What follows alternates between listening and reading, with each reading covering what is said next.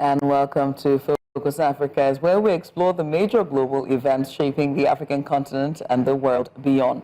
Now, it's a historic moment for the Catholic Church and for the global faith community, as Cardinal the new Cardinal has been elected as the Roman Catholic Church, taking the name Pope Leo the XIV.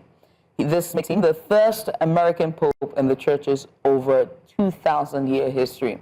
A development that is sending ripples across continents, including Africa, where the Catholic Church continues to play a central role in education, health, humanitarian response, and governance advocacy. Now, what does this shift in Vatican leadership mean for the African Church? Big question. What might we expect under Pope Leo the XIV, known for his advocacy for the poor and strong positions on climate justice? Well, joining us now to unpack this historic moment is Kayode Akintola, is the head of Region Africa at CAFOD, that's Catholic Agency for Overseas Development. Welcome to the program, and thank you for joining. Thank you for joining us. Also joining us is Clement as well. Clement Cecilio Siti Unquaya. He is a cactus and a youth coordinator from the Cathedral of Christ the King Catholic Church at Diocese of Johannesburg, South Africa, and he joins us live virtually as well. Clement, thank you so much for joining us. I appreciate you for coming on. Thank you. It's my pleasure. Thank you for coming on. And what you're seeing, of course, on the screen also are live images, or live image.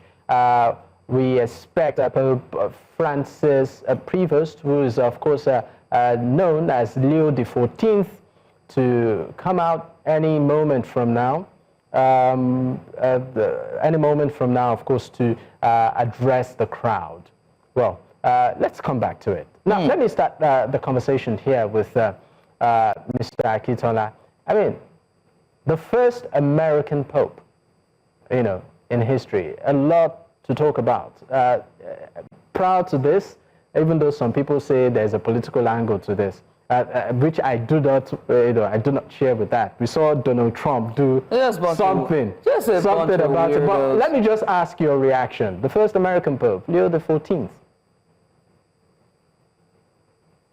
Yeah, I think for me, it's an exciting time for the church to have Pope Leo the 14th as the new Pope, who is stepping into the saddle and taking over from where Pope Francis left the legacy. I think I have said this in some previous interview, I think also even with your station, to say that the church itself, it's a universal church. And so it's not a regional church that tends to look at the leadership on the basis of regionalization, or talking in terms of whether this is our own time to become the leader. So everybody, if you watch when the announcement was made, you would discover that there was a whole applause going on from across the entire world. Those who gathered at the Vatican City, at the St. Peter's Basilica, outside, you could see that crowd celebrating and jubilating. It wasn't about where this Pope has come from, because we know he's a leader who represents the entire church, and the entire church of about 1.4 billion people, as the statistics put it today. So I think for me, I'm sure everybody around the world is quite delighted that there is a new Pope who is going to be leading the church forward in addressing so many challenges that the world has been facing. All right, I would also like to direct the same question to Clement. I mean, Clement, Pope Leo the 14th, known for his advocacy for the poor, it's been consistent, and also from some reports, it was pretty much a close ally with the last Pope. What do you think are issues, or if at all, pending issues that you feel he needs to address? Actually, I was so excited. I felt it was a blessing to have Pope Leo the 14th, and also him coming from America. It was something that was marvelous and unexpected. Let me put it that way. But before I dwell into that, just to bring in the choosing, actually, how he was chosen, as we believe that it is the Holy Spirit who act on the. You can see the number of people we put on the front as the front runners and all the things like that. They never emerged as expected by people. Why? Because when the Holy Spirit chooses somebody who's going to lead the church, when God chooses somebody who's going to lead the church, he chooses according to his wisdom, not the wisdom of the people. You can even go back to the history, as you can talk of 2,000 years ago when God chose Peter to become the prefect or the leader of the apostles. Peter was not, if you look into the history of the Bible or the way the Bible teaches, Peter cannot be put as he was the best character. Let me put it that way. But he was the best character for God. If we have two disciples and say, okay, we are living in this current world now in 2025, we have Peace and Peter there and St. Thomas there. People were going to choose Thomas to be the leader, not the Holy Spirit, but the Holy Spirit chose who? Chose Peter.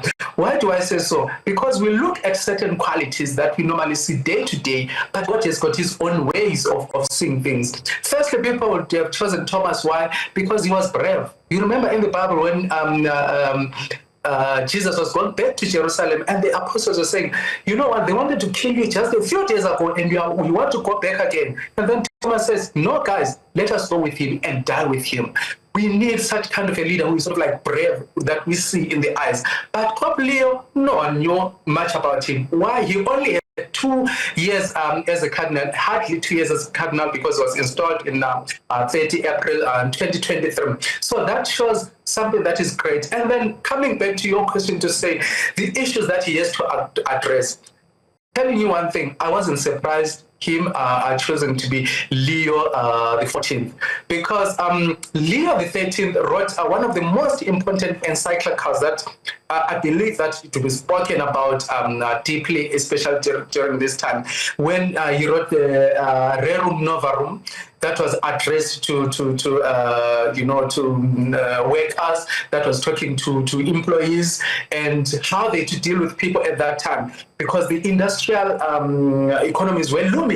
But now when he's coming also in an environment where the world is actually having a time-ticking bomb, which is climate change, as you have spoken about. And then he has saying, okay, I need to also emphasize on these things. Right. There is climate changes which are happening, global warmings, which needs issues to be addressed. And most important is leaders of the church, they don't only address the issues, but also they put forth suggestions, just like Pope Leo XIII. If you read Rerum Novarum, you will see all the suggestions that he had tabulated, which were later ignored by the world, because sometimes these leaders, we ignore them. But having ignored that, it ended up having some consequences that led to even World War I and II. So now as he comes in here to address the injustices that are caused to the climate, the inequalities that are happening in our societies, and all these things that are affecting the African continent, I think it is high time that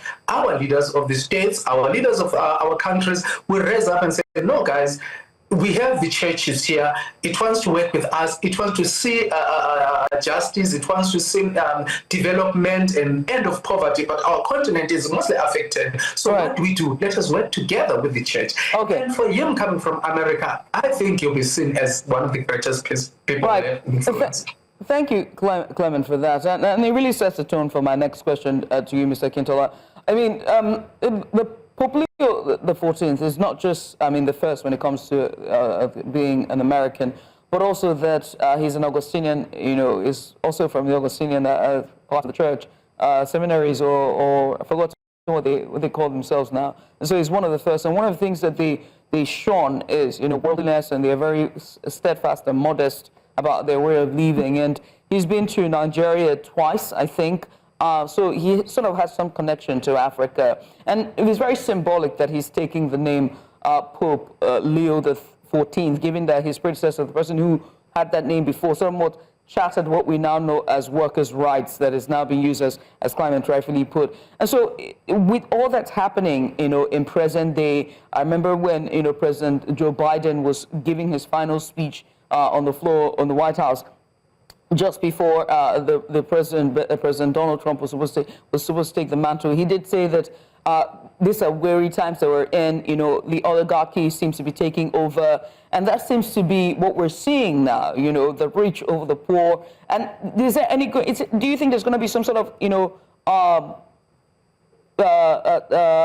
direction when it comes to the oligarchy, giving his Augustinian background? Do you think we'll see that where he shuns riches entirely and champions the cause of the emerging countries and developing countries, and also the developing continents like Africa? Yeah, no, thank you, and that's quite a very great question. But I think maybe the first thing that I just would like to just stress is the fact that Pope Leo is actually inheriting a world that is actually faced with many challenges. The issues of debt, the issues of climate, the issues of conflicts. And I don't know if you remember that one of the things that the church today is dealing with, which the church is in the forefront, is this year has been declared the year of Jubilee. The year of Jubilee, where the emphasis is around Jubilee of Hope, which is actually basically to address the issue of debt crisis.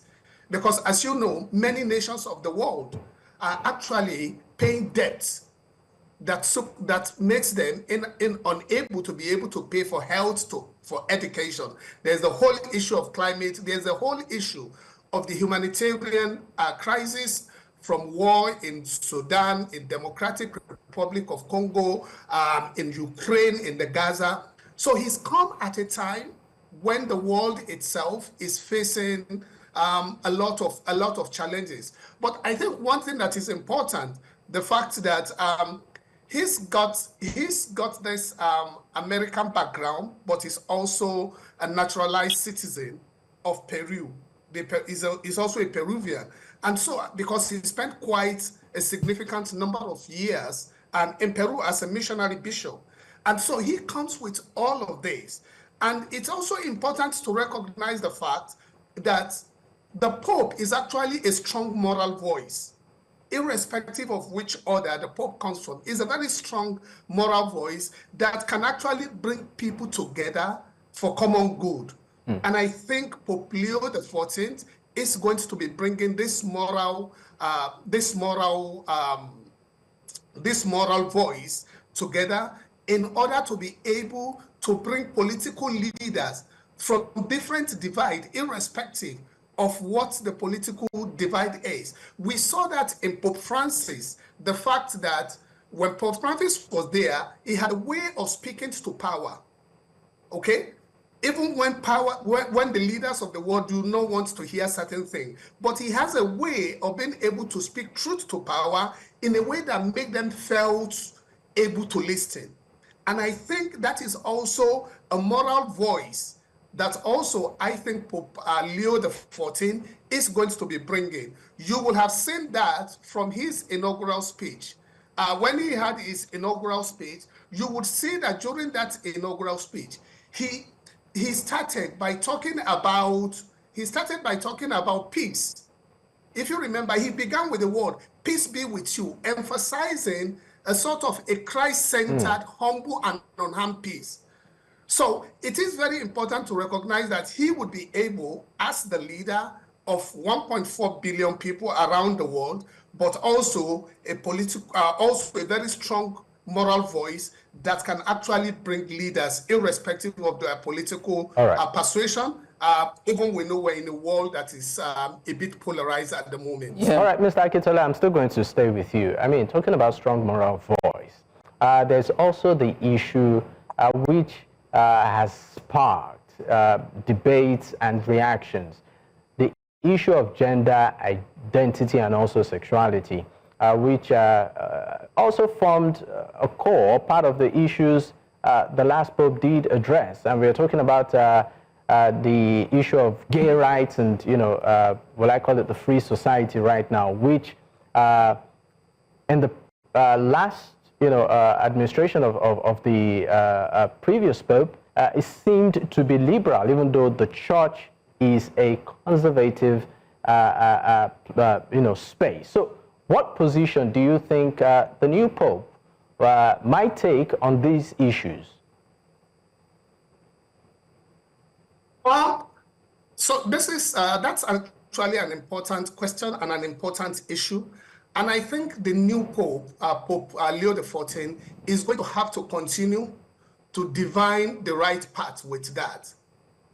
But it will also be interesting to see how he handles some of those other pressing issues that is affecting the world. In as much as I know that there's issues of the LGBTQ plus the issues about the role of women in the church are quite an important issue, but I think we are going to follow him and see how he continues to divine that right path. But it is interesting to know that there are other also pressing issues that he would need to be addressing both at the global stage. And just like I rightly mentioned to you, some of those issues around debt crisis, around issues of climate change, you will hear also from his inaugural speech. He talks about the fact that he will really want to also continue to champion some of the legacies of Pope Francis. And I think one of it is the issue of his environmental legacy. The work that Pope Francis did around the issue of environmental justice through his letter to the world called Laudato Si, which has continued to actually shape those conversations around environmental issues. Right. Clement, let me come to you before we let you go. Clement, you are in Johannesburg, and this is a first for America, first for the Augustinian order. He champions some of the works or some of the beliefs that the late Pope Francis championed: social inequality, climate justice. But again, this is Focus Africa. So, do you think that he's visited Africa twice, and I don't know how many times, but I know he's been to Nigeria twice. What do you think the church in Africa would be expecting from him, when it comes to engagements with us? Well, this is so beautiful because I didn't know he's been to Nigeria twice. He's also been to South Africa twice. Yeah, he's been to Nigeria twice. As a superior. Yes. So yeah, he was in South Africa in 2002 and also in 2009, visiting the St. Augustinian nuns as a superior general. So I was so thrilled to see his pictures, when they were revealing his pictures. Oh, no, we didn't know that he was going to be a future pope in due course. But what is important is that he's not a stranger in Africa. That is one thing that is important. And secondly, he is aware of the issues that are surrounding Africa, which are both perpetrated by the political nature that was sitting on, and also, as we mentioned, him inheriting the world that is experienced these difficulties. He is coming in there to a continent that is seeing a lot of suffering, number one. A continent that is seeing a lot of migration to other countries, but now this needs to be stabilized. How can it be stabilized? It is to come into Africa and also engage with the leaders and address these issues. So as you know, that Africa is got over 280 million, more than 20% are Catholics in Africa. So he's coming in here to say, as your shepherd, I'm coming there so that we can talk to your leaders and work together in order to develop our continent. It is so important as well that we see a lot of changing coming in. But I would also divert a little bit and become a little bit political. Him coming from America, I think is not a coincidence. I think God saw it fitting that we have America. We all know that America had stopped some U.S. aid to Africa for some reasons, and then which most of African leaders and most of us people who benefited from them were saying it could be a selfish act. But now having somebody who is coming from America, we think, we hope that he's going to be talking to his brother Donald Trump and say, but look it in this way. You do to say that by doing this, you are not actually making politicians in Africa suffer, but you're making the Africans themselves to suffer by stopping these aids. But why can we not do these things like this? I pray and I wish that Trump would listen to those things, since his brother now is sitting mediating for the flock of God on earth. Besides that, the next thing that you will need to address in Africa, where Pope Francis was so vocal, it was on these wars that are taking place. We know Pope Francis was close to Burkina Faso. Went to Central Africa, where they were fighting intermarriage between Muslims and Christians. We know that he has even come to Southern Africa. Pope Francis, he used his papal funds, actually, which is one thing that we expect. He used his papal funds to build a hospital in Swaziland, to build schools in Swatini Kingdom, and also visited the Southern African Bishop Conferences. So all these things, we are hoping, we are praying, and then we're expecting to see them being carried forward by Pope Leo the 14th. Yeah, you keep calling him his brother. I don't want to say anything, but knowing who Donald Trump is, I'll leave it there. I'll leave it there, Clement. I'll leave it there. But I must say, gentlemen, it's been wonderful having you on and just having this conversation with you. We wait to see him come on at the Vatican at the balcony there, which is going to be the first Mass for him, or I think this is first Holy Mass for the Pope that he will be conducting this Sunday. Those are the live visuals. All of the faithfuls are already gathered at St. Peter's Square, the Vatican. They're just waiting for the Pope to come out onto the balcony for his first ever Holy Mass celebration. Mr. Kayode Akintola, and also to Clement as well, joining us live from Johannesburg, South Africa. Gentlemen, thank you both for coming, and I appreciate you for doing this with us. Thank you. Thank you so much. Thank you. Thank you.